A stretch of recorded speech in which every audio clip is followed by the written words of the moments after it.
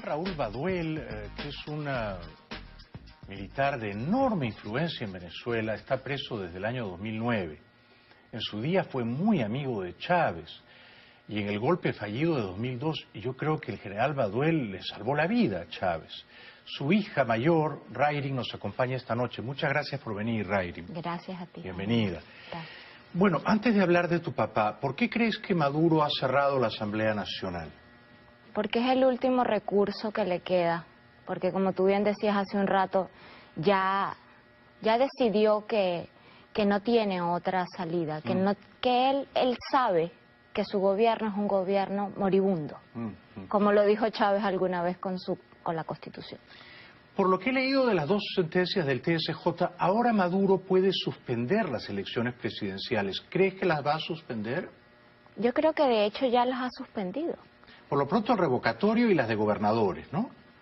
Correcto, ya de hecho en Venezuela se suspendieron las elecciones de gobernadores. No hay calendario electoral, ninguno. No, mientras no haya calendario electoral, no haya una fecha, una convocatoria a elecciones, pues no hay elecciones.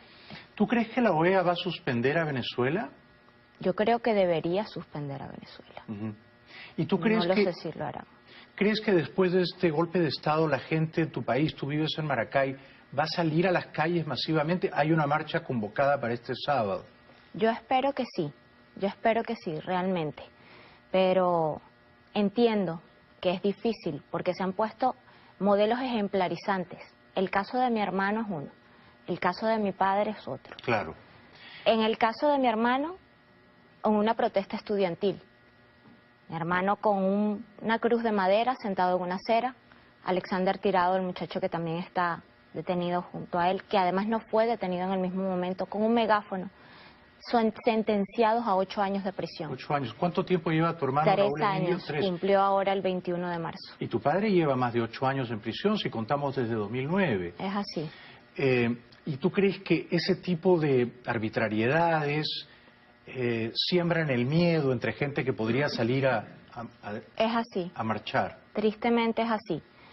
Se han cuidado muy bien de poner, como te digo, ejemplos, modelos, para llegar a sectores específicos. Sí. En el caso de mi padre, el sector militar. En el caso de mi hermano y de tantos otros muchachos detenidos durante las protestas del 2014, hacia la juventud. ¿Tu padre, a pesar de estar preso, tiene todavía mucha influencia entre los generales, los coroneles, el alto mando militar? Tiene la influencia que le da su ascendencia moral dentro de las Fuerzas Armadas. Correcto. Y, tiene un prestigio y la moral, trayectoria, una credibilidad. Es así, tiene un capital moral dentro de las Fuerzas Armadas. Y hay una parte de las fuerzas militares venezolanas que no ve con simpatía a Maduro y Cabello, que desaprueba, por ejemplo, este golpe de Estado. ¿Podemos creer que una parte de los militares son leales a la Constitución y a la democracia? Seguro, seguro que sí. Mi padre siempre ha manifestado, y lo he dicho en otras ocasiones, que los militares son ciudadanos de uniforme. Y si nos ponemos a ver los generales, los coroneles, la institución militar es una institución piramidal. O sea que la mayoría de las Fuerzas Armadas no está en esos altos rangos. Por lo tanto, no son extraterrestres y no son inmunes a la situación en el país. Claro, la crisis los golpea a ellos también, A todos. A ellos, a sus familiares, a sus hijos. Es así. Claro, claro. ¿Tú crees que las Fuerzas Armadas van a tratar de remover a Maduro y a sus agentes del poder que usurpan? ¿O crees que es un escenario improbable? No pienso que debería ser de la manera de remover, como al estilo de un golpe de Estado o algo así. ¿Cómo crees que Venezuela debería salir de esta dictadura? Venezuela debería toda unirse, de verdad.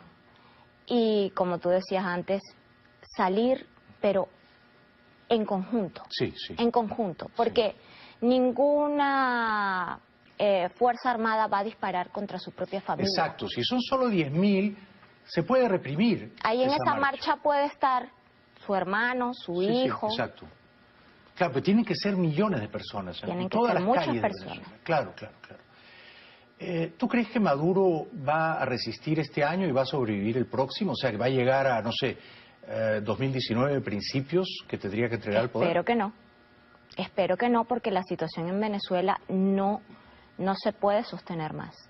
La situación en Venezuela ya es demasiado crítica. Demasiado crítica para que esto dure hasta el 2019, ni siquiera para que termine este año. ¿Capriles tiene un poquito de miedo de convocar a la gente a salir a las calles? No sé realmente si tendrá miedo de convocar a las personas a salir a las Lo ha calles. hecho un par de veces y luego se ha frenado. Sí. Teme un baño de sangre, lo que pasó con Leopoldo. Puede ser, pero mi opinión es que en esto tenemos que estar todos.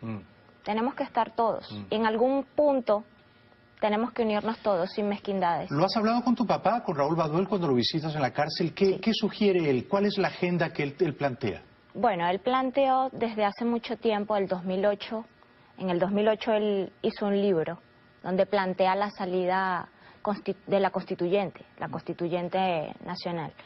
Que dicho sea de paso, como decía ahorita María Corina, el artículo 350 está dentro del capítulo de la Asamblea Nacional Constituyente. Pero claro, ya en ese momento, 2008, tu padre rompe con Chávez públicamente, ¿no? Desde el 2007 públicamente, Sí. Cuando entrega su cargo y pasa a retiro. Y en este momento, ¿cuáles son los pasos que tu padre recomienda para salir de la dictadura? ¿Él está a favor de que la gente salga a las calles a desafiarla? Tiene que haber un apoyo masivo y contundente de las personas, tiene que haberlo. Y yo creo que quedó demostrado con la única derrota electoral que tuvo Hugo Chávez, que fue la de la reforma constituyente. Sí. De la reforma de la Constitución. Sí, cuando quería aprobar la reelección indefinida y la gente le dijo que no. Y allí se ve que sí puede haber una presión dentro de las Fuerzas Armadas. Una presión que no tiene por qué ser un golpe de Estado. No. Tiene que ser una posición firme de las Fuerzas Armadas. De respetar la voluntad popular. De decirles, un momento, o sea... Aquí no se hace fraude. Exacto. ¿No? Aquí no se hace fraude. Ahora, Sin embargo, mi padre hizo una alerta al día siguiente de que se ganó esa elección, la única derrota electoral que tuvo Chávez en ese momento, que tuvo Chávez durante su trayectoria. Yo creo que mi padre fue un factor importante en eso, porque sí. hizo un llamado a la sociedad, pero más aún a las Fuerzas Armadas para que cumplieran con el deber moral que tenían. ¿Por qué Maduro le teme a tu papá? ¿Por qué le dieron a mediados del año pasado una libertad condicional y pocos meses después lo devolvieron a la cárcel? Porque mi padre cumplía la injusta sentencia el 3 de marzo de este año. El 3 de marzo terminaba la sentencia de 7 años y 11 meses y mi padre recobraba sus derechos civiles y políticos. ¿Y ahora está condenado por cuánto tiempo más? Todavía no tiene una condena. O sea, está en la cárcel y lo están juzgando. Está en un limbo jurídico, es un secuestro. Lo que sucede con mi padre es un secuestro. ¿Y con tu hermano? Y con mi hermano. Con tu hermano, Raúl Mi Emilio hermano, Baduel. sentenciado a 8 años de prisión por manifestar. Solo por salir a las calles con una cruz de madera a pedir... Que decía, libertad y no más balas, paz. Regresamos con Rairin Baduel, la hija mayor del general Raúl Baduel, encarcelado en Ramo Verde, la misma prisión de Leopoldo López en Caracas. Ya volvemos. Estoy conversando con la valiente Rairin Baduel, la hija mayor del general Raúl Baduel, un militar histórico en Venezuela, encarcelado desde el año 2009. Rairin, bueno, tu papá y el extinto dictador Hugo Chávez se conocieron, yo creo que en la escuela militar de jovencitos, ¿no? Sí, es así. Eran amigos desde muchachos. Sí, porque Hugo Chávez es un año, o era un año más antiguo, llaman, o sea, Una era un promoción, año más, una mayor una que la de promoción tu papá. mayor que mi padre, sí. Claro. Cuando Chávez da el golpe fallido a Carlos Andrés el año 92, increíblemente han pasado 25 años, tu papá no lo acompañó en esa aventura golpista. No. Pero 10 años después, cuando un grupo de militares insurgen contra Chávez, que ya gobernaba de un modo bastante antidemocrático, y lo confinan en un calabozo, tu papá ayudó a Chávez, ¿verdad? Bueno, ayudó a que volviese Chávez y a que se le garantizara la vida porque tenía derecho a vivir, no era Claro. cuestión de atentar contra su vida. Pero el apoyo de tu padre fue absolutamente crucial para que Chávez no fuera enviado a La Habana o no fuera ejecutado. Mi padre fijó una posición con respecto a la situación que hubo en ese momento de ruptura del hilo constitucional en el país. Y como siempre hemos dicho, si hay que pasarle la factura, hay que pasarle la factura completa, porque en ese entonces no se lo volvió Chávez. Tenemos que recordar que se habían disuelto todos los poderes, todos los poderes. Tu padre el entonces Congreso, quiso, digamos, que no se interrumpiera el orden constitucional y por eso colaboró con que Chávez restituyera su cargo, al igual que la Asamblea Nacional, que los gobernadores, que los alcaldes. ¿Y por qué unos años después Chávez, que tendría que haberle guardado gratitud y lealtad eternas a tu padre, eternas, porque le debía la vida, por qué Chávez lo mandó a prisión? Yo creo que Chávez siempre tuvo un gran resentimiento contra mi padre. Lo veía como un posible presidente de Venezuela. Y yo creo que hubo también influencia de Fidel Castro en su momento. Claro. Fidel Castro en su momento, cuando a mi papá le tocó acompañar a Hugo Chávez a Cuba, yo creo que Fidel Castro, como decimos coloquialmente, lo precisó, lo leyó. Sí. Le dijo, cuídate de Baduel, cuídate sí. de Baduel. Era un poco como el general Ochoa, ¿no? Castro Como... veía quién podía descollar en el mando militar, quién tenía el prestigio moral, la credibilidad, y le dijo, cuidado con Baduel, ¿no? Sí. ¿Tu padre se arrepintió de haber ayudado a que Chávez recuperase el poder el año 2002? No, porque uno no se puede arrepentir por hacer lo correcto. Pero si tu padre hubiera dicho, lo envían a La Habana, en La Habana estaría Chávez. Mi padre, tenemos que recordar que mi padre no era ministro de la Defensa ni comandante general del Ejército. Mi padre era comandante de la Brigada 42 paracaidista en Maracay.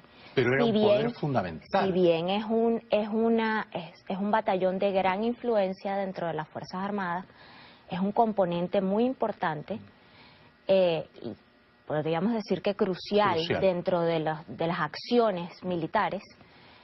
Mi padre se limitó a fijar una posición de no reconocer lo que estaba sucediendo en Venezuela. Institucional. ¿Es cierto que en esas horas críticas Fidel Castro lo llamó por teléfono y habló con él? No. ¿No con él? No. Pero habló con otros militares, ¿no? No sabría decirle.